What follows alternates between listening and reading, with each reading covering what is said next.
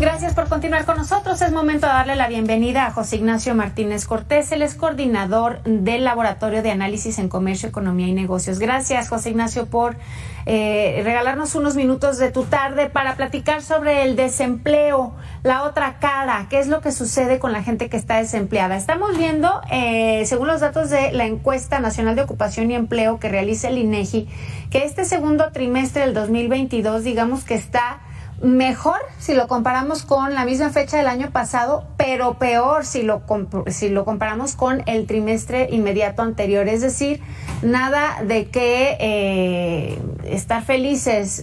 José Ignacio, ¿tú qué lectura le das a estos números? Sí, Alejandra, aquí lo que encontramos en esta realidad de la parte laboral son 3 puntos. Uno, la parte referente a que cada vez crece la población que está en la economía informal. Si bien se han aumentado la parte referente a empleos, estos empleos crecen más en la parte de la economía informal, por un lado. Y por otro, también tenemos de que en este trimestre hay una situación que se presenta cada año.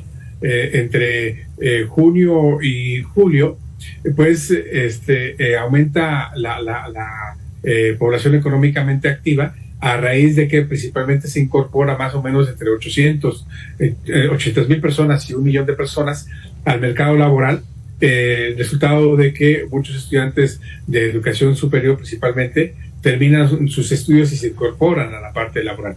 Y otro aspecto también es la cuestión de que el tipo de cambio, a raíz de que este trimestre el tipo de cambio se apreció, el peso mexicano se apreció frente a el dólar, y también provocó una caída en los ingresos de las familias. Entonces esto provoca que se dé más esta generación de empleo informal vis a vis la parte de lo que tenemos en torno a el registro de personas en nómina ante el Seguro Social.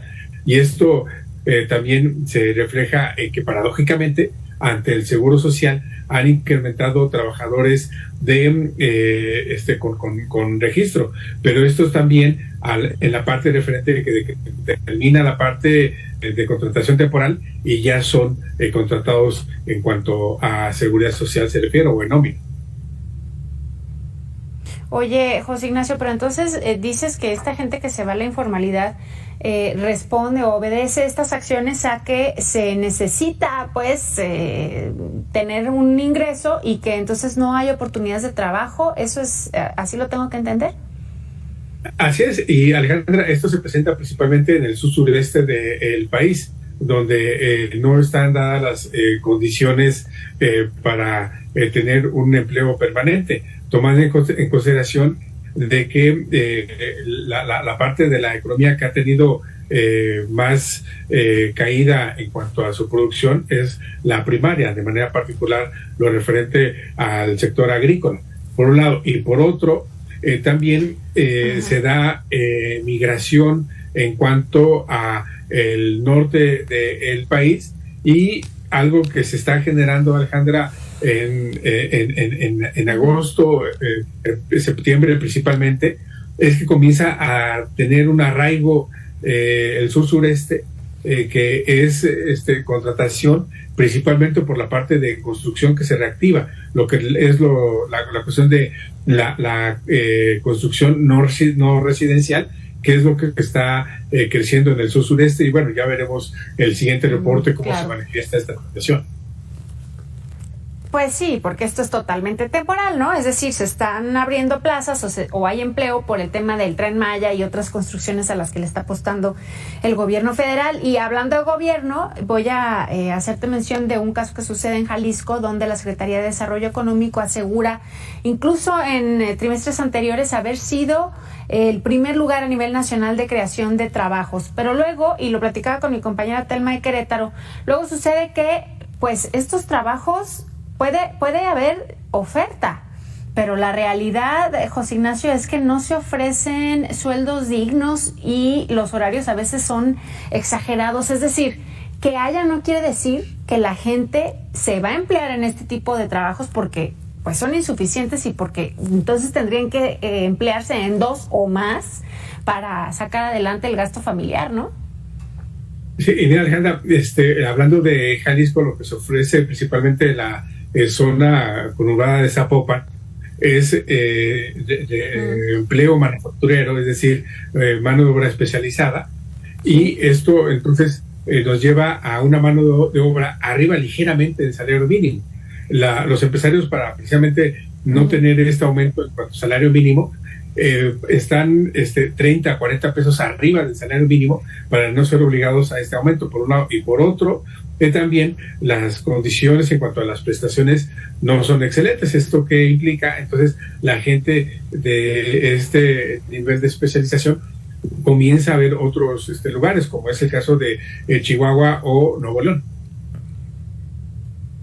Claro, al norte, sí, definitivamente. Pues creo que en el tema del empleo así andamos, José Ignacio, pero yo desearía no perder de vista y me gustaría conocer tu opinión sobre el tema emocional de la gente que pierde un empleo o que estando en un empleo no es suficiente para mantener a una familia, que ese es también el común denominador de muchos de los mexicanos, a propósito de una tendencia que hay para observar las emociones de la gente dentro de una organización, porque está comprobado ya, de acuerdo a los que han investigado, que una persona que trabaja en un lugar, digamos, donde se siente, que tiene sentido de pertenencia, que se siente contento, pues digamos que también se refleja, pues, ¿no?, en la empresa. Así es, una cuestión de esta parte emocional, Alejandra, es ver 2 fechas con relación a la tarjeta de crédito. Uno, la fecha de corte, y otro, la fecha límite para pagar, y no te alcance para pagar el mínimo, que de todos modos te van a cobrar los intereses. Creo que esta es la situación más dura en la parte emocional, en el sentido de decir que, bueno, tengo otro trabajo, pero no me alcanza para cubrir mis necesidades básicas.